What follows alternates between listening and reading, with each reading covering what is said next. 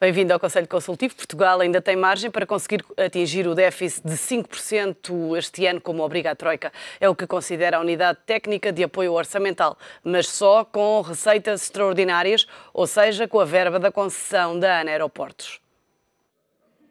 Apesar do falhanço de todas as previsões do Governo no que toca à execução das contas nacionais, a Unidade Técnica de Apoio Orçamental, a UTAU, acredita que Portugal pode vir a cumprir o déficit que está acordado com a Troika.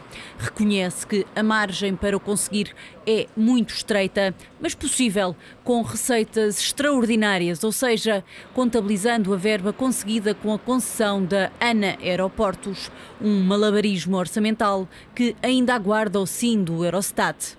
Até novembro, o déficit do Estado, que conta para os critérios da Troika, ultrapassou os 8 mil milhões de euros, o que significa que até a final do ano só pode acumular 847 milhões para cumprir a meta de 5% prevista no memorando de entendimento. Sendo que os déficits dos meses de dezembro são habitualmente elevados, alertam os técnicos da UTAU, e não vai compensar o fraco desempenho ao nível dos cortes no setor público. Até novembro, a redução do déficit na Administração Central e Segurança Social ficou a menos de metade do estimado para o conjunto do ano, apenas uma queda de 565 milhões de euros. Ao mesmo tempo, as receitas desiludiram. A quebra até novembro, em comparação homóloga, torna quase impossível atingir os valores estimados para o conjunto de 2012. Concluindo, para conseguir terminar o ano longe do déficit real de 6%, Portugal volta a depender do encaixe de verbas extraordinárias. É um dos temas em destaque no Conselho Consultivo de hoje. Em estúdio temos os comentadores do ETV, António Gaspar, Abel Ferreira e Joaquim Biancar Cruz. Aos três agradeço a vossa presença e desde já desejo-vos um bom 2013. E é mesmo disso que vamos falar, António Gaspar. 2013 vai ser mais do mesmo em relação a 2012 ou vai ser pior? Porque prevê-se mais austeridade, mais ajustamento, mais empobrecimento. Olá, Sandra, bom dia. Um ano muito próspero também para si. Muito obrigado pelos seus desejos. Para os nossos telespectadores também, que tenham um ano muito próspero e que, como um amigo meu diz, passe depressa este ano. Bom. Ainda agora começou. Pois, passe depressa. Eu gostava aqui de recuperar uma entrevista que o Dom Manuel Martins, o antigo bispo de Setúbal, deu aqui há 2 semanas a uma rádio e uma televisão, cujo conteúdo eu subscrevo na totalidade. Aliás, o conteúdo foi alvo de 3 crónicas, 3 de artigos de opinião que eu escrevi aqui no Jornal da Casa, no Diário Económico, durante o ano de 2012, e que a preocupação fundamental e a principal preocupação dele e a minha também tinha a ver, de facto, com a qualidade do governo e a incapacidade, digamos, e a falta de experiência que as pessoas têm para responder, de uma forma geral, para responder às exigências, às grandes exigências que a governação, num Estado em que Portugal está, exige.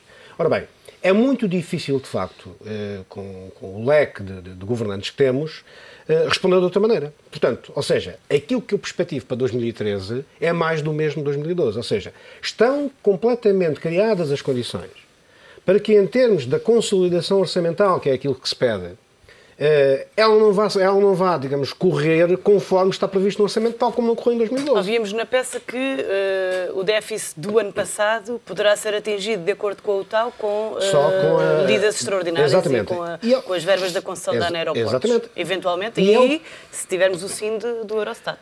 Exatamente. E é o que poderá acontecer aqui. Aqui, para 2013, temos uma outra agravante, não é? Que é, neste momento, as questões que estão colocadas ao Tribunal Constitucional, que não sabemos como é que elas vão ser decididas. A meu ver, eu acho que o Tribunal Constitucional, porque já anda a ser pressionado, digamos, embora se diga que não, mas pelo Governo, dizer que vai criar uma crise profundíssima, enfim, tudo isso nós temos visto ultimamente pela imprensa escrita e falada, eu acho que o Tribunal Constitucional vai considerar que o cenário agora não é exatamente igual àquele em que ele teve que decidir o ano passado relativamente aos subsídios da administração pública e que vai deixar passar, a meu ver, as principais medidas que são os subsídios e depois aquele rearranjo nos escalões do IRS, vai deixar passar, portanto, essas situações e, por aí, penso eu, que o Governo não irá ter problemas. Irá ter problemas, sim, porque a procura interna vai cair, porque estão criadas condições estruturais para que isso aconteça. Portanto, ou seja, o caminho da consolidação orçamental que devia atingir um certo e determinado montante em termos de receita fiscal para este ano, que estamos agora, para 2013, isso não vai acontecer. Portanto, nós vamos ter mais do mesmo. Mas nós vamos ter uma situação que o Governo já cavou em 2012 e continua a cavar agora, que é não respeitar, sobretudo, a concertação social e particularmente o maior partido da oposição. Ou seja, nós queremos o quê? Queremos que haja consensos, com o maior espectro possível de abrangência, para que comprometa as pessoas todas, quando digo pessoas naturalmente coletivas, quem está na concertação social e o principal partido da oposição, que se ponham de acordo para que não haja, digamos, em termos da governação do dia-a-dia, não haja entraves e, sobretudo, não haja exigências e não haja um mal-estar. Porque as pessoas já sabem, nós portugueses já sabemos que vamos ter um ano difícil, que vamos ter uma carga fiscal que o próprio Ministro das Finanças classificou, como toda a gente sabe que não classificou, e que é verdade que vai ser assim. E se não houver um encontro de ideias, se não houver, digamos, um apurar de opiniões que sejam mais ou menos, enfim, cada um com os seus pontos de vista, mas sejam mais ou menos unânimes, que é necessário, de facto, não há outro caminho que seja aquele, eu penso que nós vamos ter mais do mesmo. E vamos ter também um ressurgimento, penso eu, com mais vigor, com mais energia por parte, digamos, das pessoas relativamente às medidas do Governo. Abel Ferreira, há uma grande incerteza acerca do ano que agora começou? Naturalmente. Um bom ano também para vocês e para quem nos escuta e sobretudo, um ano com sorte e coragem, porque vamos precisar muito de ambas. Eu penso que para muitos de nós em Portugal este vai provavelmente ser o pior ano das nossas vidas. Já há pouco outro convidado dizia isso aqui. E ao dizer isto, digo com uma nota de otimismo. Ou seja, eu espero que 2013 seja o pior ano das nossas vidas, o que significa que 2014 não vai ser pior do que 2013. Porque devo dizer que se pudesse, eu passava diretamente de 2012 para 2014 e tentava evitar 2013. Não é possível saltar o calendário. Mas não podemos. Mas acha que é preciso Portugal bater no fundo, porque depois só há um caminho que é para cima? É um bocadinho por aí. É um bocadinho por aí, de facto. Vamos lá ver. Há tanta coisa que pode correr mal em 2013 que, de facto, este é o ano de todos os perigos. Aquilo que pode, em primeiro lugar, correr mal é, de facto, a consolidação orçamental. Nós vamos ter, de certeza, um ano de grande contração. O Governo indicou como provável uma queda de 1% do PIB. Ninguém acredita nesse número. As projeções mais otimistas apontam para uma quebra entre 1,6% e 2%. Há projeções mais pessimistas que apontam para 5% ou mais. Provavelmente, como sempre, a razão poderá estar algures no meio, sendo certo que estas projeções não levam em linha de conta dois aspectos que não estão ainda suficientemente analisados e seguros relativamente àquilo que vai acontecer. Por um lado, a questão do corte de 4 mil milhões de euros, o tal número cabalístico do qual continuamos a ouvir falar, mas sem que continue a existir uma perspectiva relativamente àquilo que de facto significa esse corte. Esse é um dos testes que o Governo enfrenta este ano? Esse é um dos testes que o Governo enfrenta este ano, mas também esta questão do Tribunal Constitucional, que pela forma como está a ser gerida e foi gerida, primeiro pelo Governo, que, conforme eu tive a oportunidade aqui também de referir há cerca de 2 meses, não me parece que tenha tido o necessário cuidado na preparação do orçamento e, em especial, do relatório do orçamento. Acho que o Governo não contabilizou com a decisão do ano passado do Tribunal Constitucional acerca dos subsídios na função pública? Penso que o Governo terá com certeza tomado opções que entende que vão de encontro àquilo que são as recomendações do Tribunal Constitucional, mas julgo que não houve o cuidado, em termos da narrativa construída no relatório do orçamento, de dar uma resposta cabal, precisa e detalhada relativamente a essas recomendações. Mas como se agora há tantas dúvidas acerca de pontos deste orçamento do Estado e acerca da sua constitucionalidade? Mas haverá sempre dúvidas. Mas temos constitucionalistas, temos provedores de justiça, temos os partidos da oposição, enfim, temos um sem número de entidades e personalidades a terem muitas dúvidas sobre este orçamento. Ouça, não quero desvalorizar as opiniões nem de uns nem de outros. Temos partidos da oposição a fazer aquilo que fazem sempre. Temos constitucionalistas, uns com uma determinada opinião, outros com uma opinião em sentido contrário e vários com opiniões que de alguma forma também são condicionadas pelo impacto pessoal que estas medidas vão ter relativamente a eles próprios. Designadamente o tema das pensões é sempre um tema muito delicado, porque, como sabemos, muitas das pessoas que se têm pronunciado sobre este tema de facto beneficiam de pensões de montantes bastante elevados. Portanto, vai sempre haver dúvidas. O direito é mesmo assim, a interpretação da Constituição é mesmo assim, e há até mais dúvidas do que aquelas que têm sido apontadas. Eu, por exemplo, consigo encontrar prováveis inconstitucionalidades no orçamento que têm a ver com outras matérias e que, designadamente, passam pelo problema daquilo que é a repartição do esforço fiscal e da discussão sobre a partir de que momento é que a arrecadação fiscal por parte do Estado, ultrapassando determinados limites, se transforma numa arrecadação confiscatória. Há muita gente também a defender isso. E, portanto, este problema do Tribunal Constitucional, pela forma como foi gerido pelo Governo, parece-me que, sem ter tido a necessária sensibilidade e cuidado em criar um diálogo verdadeiro através dos instrumentos formais que existem para esse efeito, designadamente o relatório do Orçamento de Estado, com o Tribunal Constitucional. Aquilo que tem sido a atuação dos partidos da oposição e esta multiplicação, desculpem-me, mas um bocadinho disparatada de pedidos de fiscalização, porque corremos o risco de daqui a pouco termos 10 pedidos de fiscalização do Tribunal Constitucional. O pouco cuidado que existe em Portugal relativamente a esta matéria, porque a lei de enquadramento do Orçamento de Estado já devia ter sido alterada no sentido de o Orçamento de Estado ser aprovado mais cedo no Parlamento e permitir que uma fiscalização, ainda que sucessiva a ser realizada, seja realizada no ano da aprovação do Orçamento e não no ano da execução do Orçamento.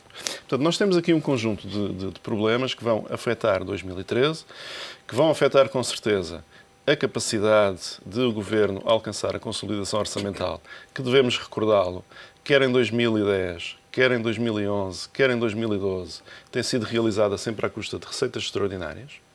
E em 2013 o espaço de manobra para receitas extraordinárias é praticamente nulo. Vai afetar claramente a capacidade do Governo em termos de realização de reformas estruturais, porque o ambiente político e social vai ser um ambiente extraordinariamente difícil e, portanto, muito pouco facilitador desse tipo de reformas. E depois, e esse é o problema mais importante, não temos nem um instrumento ou uma estratégia que permita o crescimento do país e da economia, e não temos nem uma ideia de rumo, nem uma ideia de horizonte, nem uma narrativa que permita aos portugueses e às empresas, que foram os grandes heróis do ano de 2012, que conseguiram, contra ventos e marés, aguentar ainda a economia do país. Não temos essa narrativa, não temos esse horizonte que permita aos portugueses e às empresas terem a confiança indispensável para investirem na economia, para investirem nas empresas e para investirem no nosso país. Joaquim Biancar Cruz, já falámos da execução de 2013, do corte de 4 mil milhões de euros na despesa, mas há mais uma prova para o Governo, pelo menos mais uma, que é o teste dos mercados. Há mesmo luz ao fundo do túnel em 2013, como dizia Passos Coelho, ou isso é apenas um sonho? Prevê-se que seja em setembro, não é? O reembolso de 6 mil milhões em vez de 10 mil milhões, e 6 mil milhões devido à nova reestruturação. E, portanto, há alguma fé que se consiga ir aos mercados em setembro. Esse é um dos grandes desafios, realmente, para o ano. Além deste orçamento, se passa ou não passa, que é um bocadinho prévio. E se está constitucional ou não está, embora a Sr. Lagarde, é muito interessante esta entrevista que deu a um jornal português, que refere que de todo, quer dizer, que as reformas exigidas terão que ser constitucionais. Portanto, se não houver uma forma, terão que existir outras formas de o fazer, mas sempre dentro da constitucionalidade do país. Esta Diz questão... que foi uma infelicidade o FMI não ter previsto a inconstitucionalidade dos se vamos ou não cumprir com as metas da Troika, e cumprir com as metas da Troika significa ir aos mercados com facilidade ou não, e é uma das grandes questões.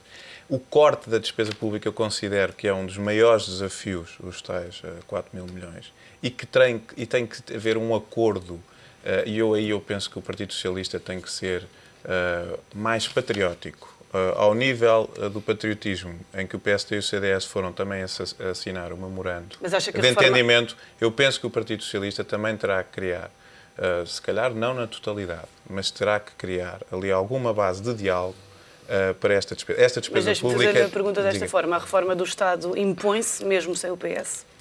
Não, ela impôs-se sem o PS, mas terá outra força vinculativa se tiver uma agregação dos partidos do arco do poder. E, portanto, isso até será melhor para a defesa dos interesses dos cidadãos, da máquina pública. O Partido Socialista até é um partido muito mais pró-máquina pública do que o PSD e o CDS. Não é? E, portanto, se calhar também tem umas reflexões nesse sentido. E, portanto, essas questões a nível nacional. A nível das pequenas e médias empresas portuguesas, exportar mais, sim ou não, conseguem exportar, têm crédito para exportar, têm um país que lhes dão base, têm estivadores que as ajudem. Essa greve já acabou. Agora é contar os mas não é só a do crédito, a legislação, que consigam ser competitivos fiscalmente, mas quando fala competitivos das pequenas... lá para fora. A reorganização também é um forte momento para a reorganização interna de maior eficácia destas pequenas e médias empresas. Estão a sofrer grandes revoluções que as pessoas, e isso é o tal espírito português de uma flexibilidade muito grande em situações extremas. Abel, e depois em termos... Diga. Dizia há pouco que os portugueses e as empresas foram as figuras de 2012, mas como é que olha para esta situação agora das empresas, tendo em conta as alterações que têm que estar a fazer com as caixas registadoras, com a fatura eletrónica? Outro dia estava também olhar para os saldos, da fatura em que há muitas empresas que já se prevê que façam, e que estão a fazer a liquidação total para depois fecharem definitivamente as portas. E há muita gente que diz o irrisório, agora até para um café temos de ter uma fatura. E outro dia estava num almoço em que se estava a discutir exatamente isso e estava um senhor imigrante do Canadá, que foi imigrante no Canadá durante 20 anos. Ele hoje é reformado, foi ex-bancário. E dizia assim, mas qual é o vosso espanto? No Canadá, há 20 anos, nós já tínhamos uma fatura, nem era para um café, para uma coisa mínima. Porque quanto mais isso estiver dentro da máquina fiscal, menos pagamos impostos no final do dia. Portanto, não podemos continuar com economias paralelas. Agora, é evidente que dói, e Roma e Pavia não se fizeram num dia, não é? E, portanto, há situações que têm sido caracterizadas pela comunicação social, comércio tradicional, de pequenos recursos, com as maiores dificuldades para aderir aos... E que eu gosto de frequentar, e tem produtos que não há nas grandes superfícies, e tem um serviço que nós nunca conseguimos ter nas grandes superfícies, e, portanto, esse é um dos grandes desafios. Outros grandes desafios também é em termos das famílias. Os créditos de habitação que têm, com este aumento das cargas fiscais, a nível da reestruturação das suas dívidas, mecanismos. Há novas leis que permitem mecanismos de uma facilidade na reestruturação das suas dívidas, numa perspectiva de diálogo entre o agente credor e o agente devedor.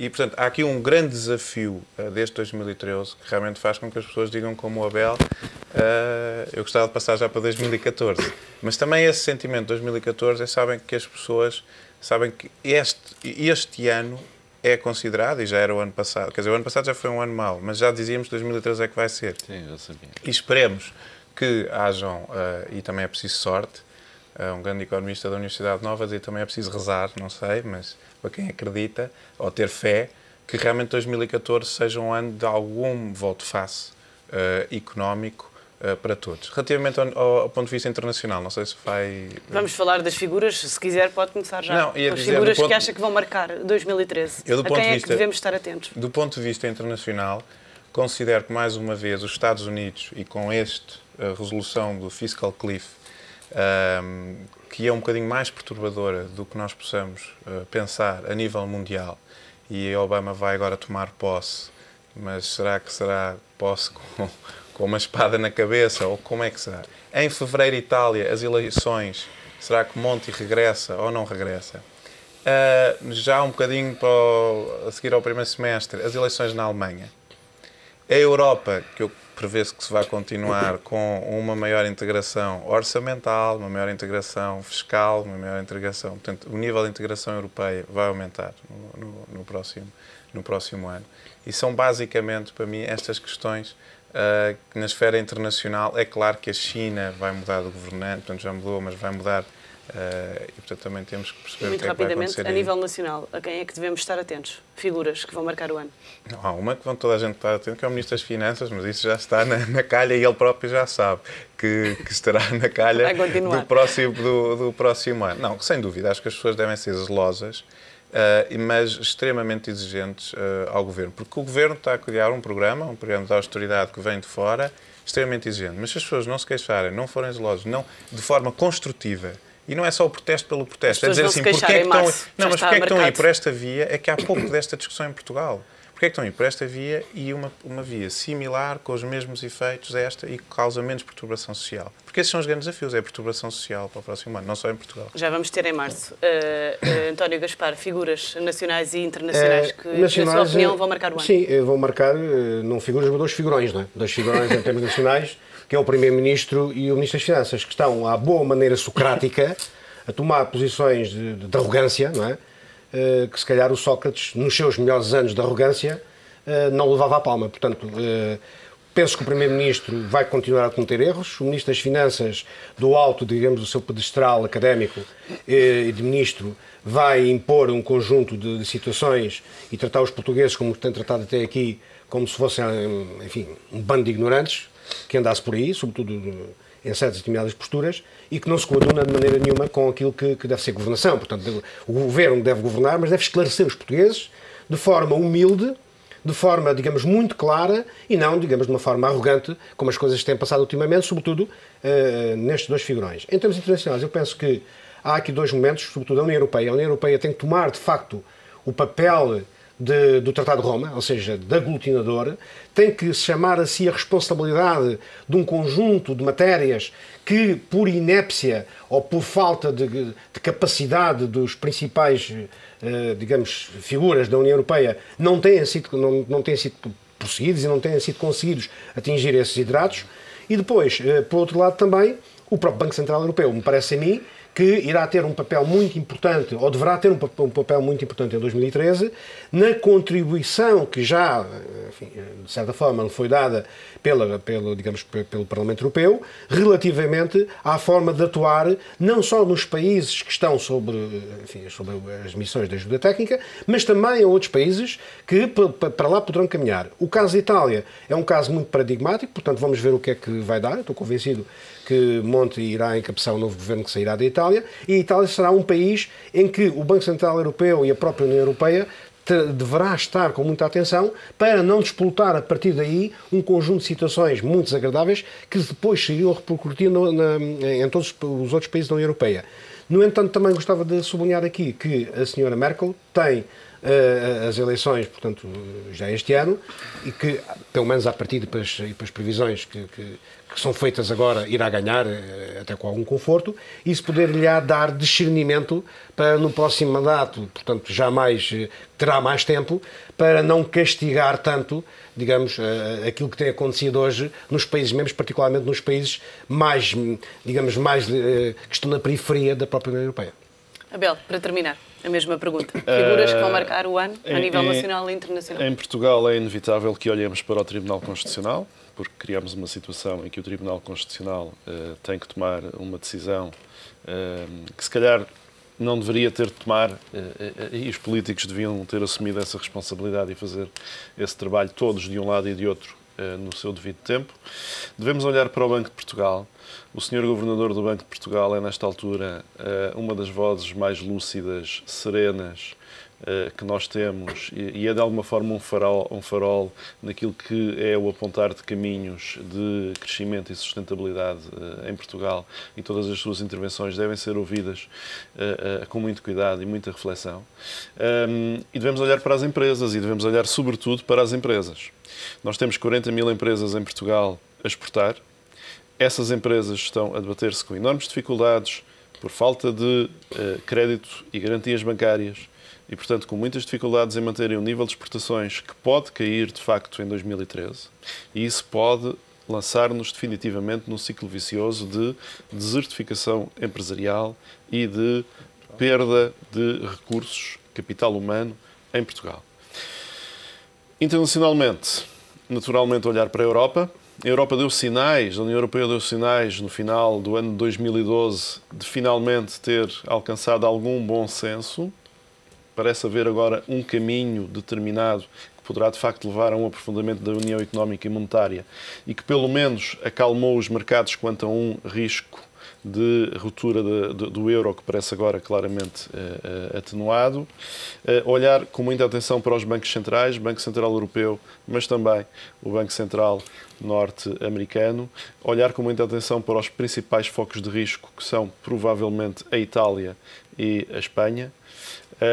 E olhar com atenção para os BRIC e em especial para a China, que felizmente parece estar a voltar ao crescimento, o que poderá ajudar a criar um motor para a economia mundial, que ajude também a economia europeia a voltar a crescer, e a economia europeia voltando a crescer é um aspecto extraordinariamente importante em termos de contexto para Portugal, que poderá também aí aproveitar algo desse crescimento para as suas próprias exportações. Muito obrigada a todos pela vossa presença, pelos Obrigado. vossos comentários no Conselho Consultivo, que está de regresso amanhã. Vamos continuar a olhar para os desafios que se colocam a Portugal e ao mundo neste ano que agora começa.